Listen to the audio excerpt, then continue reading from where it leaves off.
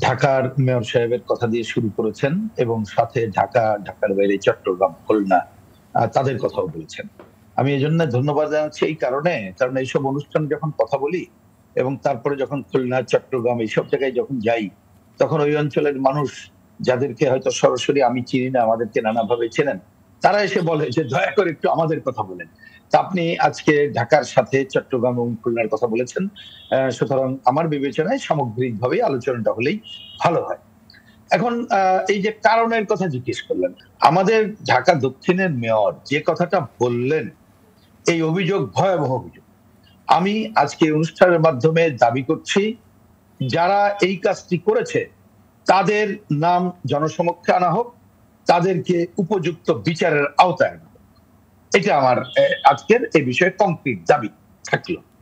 এবার আসি, ধরুন যে নগর পরিকল্পনাটা বা নগরের আমরা যে কাজটা করছি, নগরের যে এখানে মেয়র সাহেব অন্যরা আছেন, আমরা অনেকদিন ধরে বলে আসছি, এই যে আপনি ৫৪টা সংস্থার কথা বললেন, অনেকগুলো মন্ত্রণালয়ের বিষয় আছে, এইটা সমন্বয় করার কোনো সিস্টেমই তো আমাদের নেই। তার মানে আপনি যদি এটা করতে চান বা এই যে সংকট হচ্ছে, কারণ আপনি একটা নগর গভর্নমেন্ট সিস্টেম ছাড়া আপনি এই ধরনের সমন্বয়ের কাজটা করতে পারবেন না। তাহলে এইটা একটা বিষয় দাঁড়ালো। মানে আমি যে সংকটের রূপ কিন্তু বোঝা যাবে বলে আমরা বিবেচনা করি। দ্বিতীয় কথা, ইতিমধ্যে আলোচনাটা এখানে হয়েছে। আপনার একটা নগর গভর্নমেন্ট থাকলেও সে ওভারঅল দায়িত্ব পালন করবে। কিন্তু আপনি যে তথাকথিত উন্নয়নের কাজটা করছেন, এটা কি জনস্বার্থে না প্রজেক্ট নির্ভর উন্নয়ন? আমরা দেখতে পাচ্ছি এটা প্রজেক্ট নির্ভর উন্নয়ন। সুতরাং যখন একটা প্রজেক্ট আসে, তারা কিন্তু যেন তেন প্রকারে, সে রাতে হোক, ঘুষ দিয়ে হোক, ধমক দিয়ে হোক, প্রজেক্টটা উঠাতে চায়।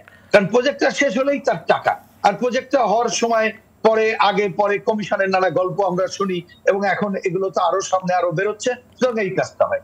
সুতরাং দেখেন, আপনি আপনার আলোচনার সূচনায় যেসব সংস্থাকে আপনি সেবা প্রদানকারী সংস্থা হিসেবে উল্লেখ করছেন, আসলে কি তারা সেবাদানকারী প্রতিষ্ঠান হিসেবে আছে?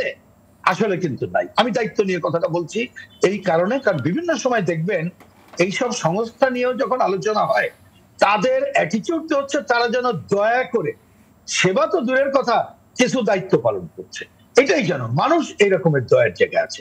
তাহলে আমি যে দুইটা প্রধান বিষয় বললাম, যে একটা হচ্ছে যদি আমরা এই ধরনের উন্নয়ন প্রকল্প জনগণের সাথে পরামর্শ করে আমরা কোনটা প্রয়োজন সে অনুযায়ী নেই এবং এই দেখভালের দায়িত্ব জনগণকে দেই, তাহলে আপনি একটা সংকটের সমাধান করতে পারেন। আরেকটা, এইটা যে গভর্নমেন্টটা যদি সিটি গভর্নমেন্ট হয়, যে পুরো তাদের সাথে সমন্বয় ছাড়া কোনো কাজই হবে না, সেই কাজগুলো, তাহলে আমার ধারণা যে কিছুটা সংকটের সমাধান করতে পারেন। তাহলে সংকট হচ্ছে এই জায়গাটা।